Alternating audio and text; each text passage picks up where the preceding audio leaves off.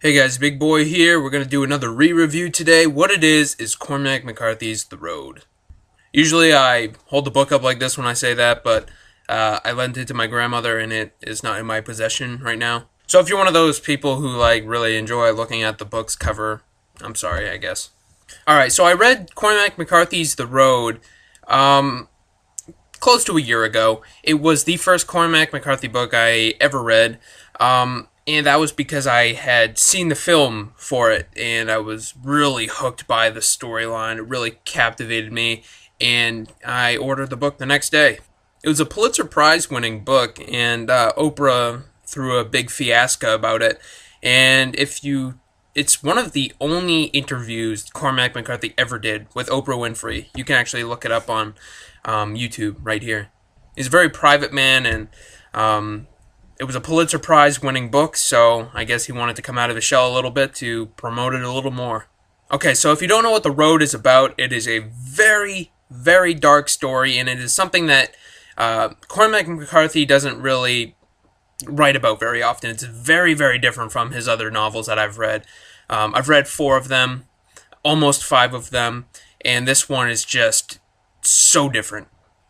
Mostly he writes about the Texas-Mexican border, and because that's where he lives, and he really loves that country, and that's what he mostly chooses to write about. But for some reason, he looked at his son one day and thought about what it would be like if he and his son were the only people basically left alive, and he needed to look out for his son. He thought about that one day, and he was looking out his window in a motel or something. You can find all this in the Oprah Winfrey video, but he was looking out his window and he just saw something, and it inspired him to write a book about a post-apocalyptic world. We are introduced to 2 characters, unnamed, a father and a son.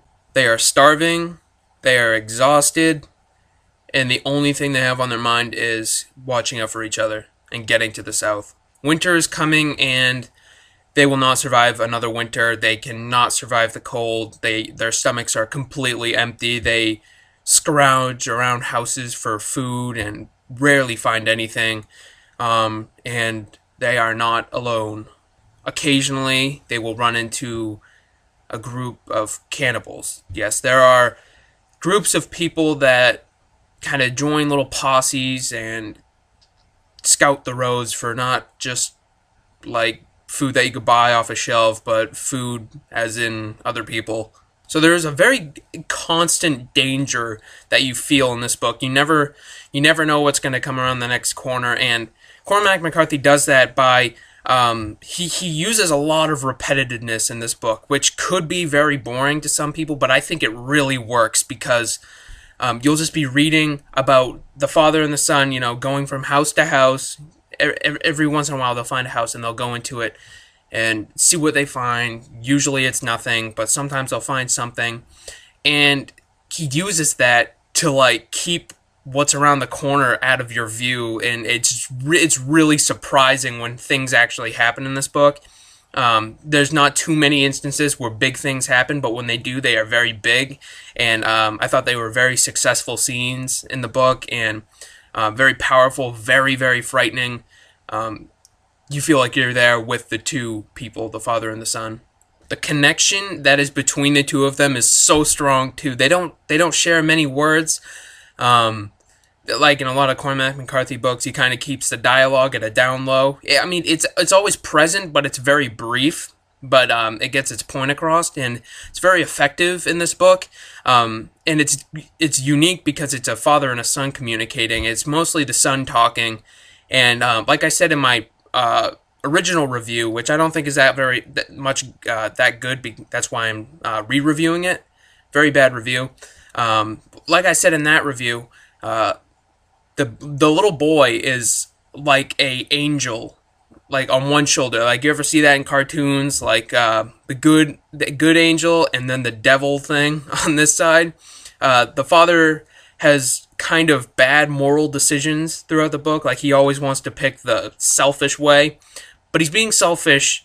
His heart's in the right place because all he wants to do is protect his son. So that's his moral decision. And then the son is over here, and he's just always like, "But Papa, we can do something about this." And it's just so sweet. And I love the boy so much. He's such a like good little kid. I love him to death. And I also love the father to death too, just because I know his heart's in the right place. And I'm not a father yet, so I don't know what it's like to have a little boy that you created and having to protect him. I don't know what that's like, so I can't get mad at the father at all, but I can see why some could from some of his decisions. Just it's a really unique little chemistry between the two, and you just fall in love with them instantly. If you do not cry or even, like at least feel absolutely terrible in this book at a particular scene, I'm gonna say right now, you are heartless and you suck, okay? It is a very, very depressing and very excellent book. It is one of my favorites, and it's the book that got me so obsessed with Cormac McCarthy. He is my favorite author of all time. I'm halfway through reading all his books, and I plan on reviewing every single one of them with a very honest review. It's like a perfect length, just like all of Cormac McCarthy books. They're all around 270 to a little over 300 pages. Well, the one I'm reading right now is The Crossing, and that's 450 pages. I think that's his longest book. But for the most part, they are all perfect length. And they're very fast-paced moving, and, it doesn't stick to one thing for too long. Very good length, and this one's right around 300 pages, so it's very good. Now, I did see this multiple times. The film adaptation is phenomenal. I love this movie so much. I've seen this probably 10 times now. Viggo Mortensen plays the father, and he is such a good actor. You might know him from the Lord of the Rings trilogy. Also, Cody Smith-McPhee, the little boy, he is phenomenal in this movie. I haven't seen another movie with him in it. I know he was in Let Me In, but he really does a great job in this. Robert Duvall's in it too. He has a brief appearance, but he did a lot of improv for this movie, actually. If you've watched the special features, there's a scene where the little boy is asleep, and the father and Robert Duvall's character are talking at the fire, and they have this really long conversation, and it was completely improv. Like, Viggo Mortensen just went along with it, but Robert Duvall he even cried, and it was just it was all improv. It was a great scene. So there are some other actors and actresses in there, but I'm not going to spoil it because I want you to kind of figure it out by yourself.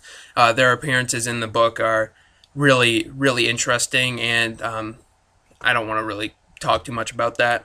Now, there is a video that I will post in the description of this. It is a short film that I made like a half a year ago, and I was really inspired by The Road, and basically it is my take on being chased through the woods by the cannibal gangs.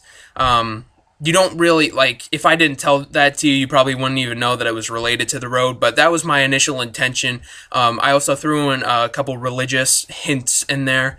I will put it in the description box. It is called The Hate. It is literally 1 minute and 30 seconds long. It's very short, but it's pretty intense, and I actually used the soundtrack from The Road film, and that's what you're hearing in it.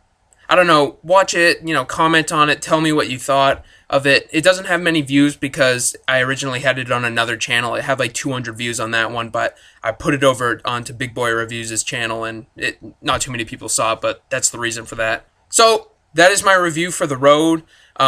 Phenomenal book, very good Cormac McCarthy book. He totally deserved the Pulitzer Prize that he won, and I highly recommend reading it. So, with that said, thank you for watching, and peace out, guys.